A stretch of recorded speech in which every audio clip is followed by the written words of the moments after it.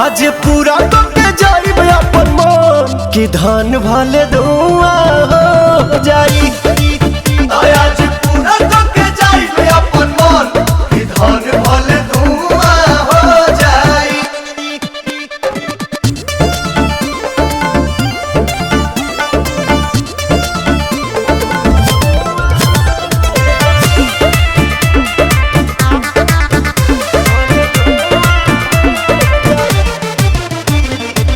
ऐसे देखई बुझे हमारा ब्रिज के धा दे हम गीज के चोली के चीज के।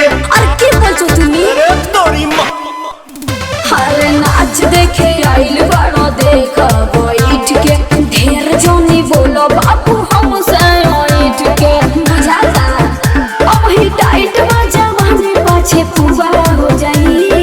तो बतिया मान ले आज पूरा करके जाई अपन मन कि धान भले धुआं हो जाई। आज पूरा करके जाई अपन मन कि धान भले धुआं हो जाई।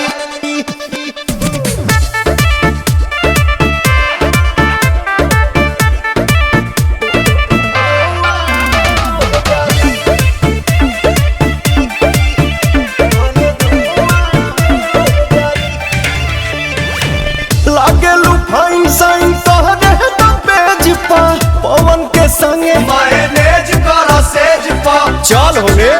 अरे छोड़ो ना ढेर जाना गइले या ढेर जाना गइले अरुण बिहारी मन पूरा नहीं कहिले हमरा पीछे प्रियंशु बोलो फुबा हो जाई।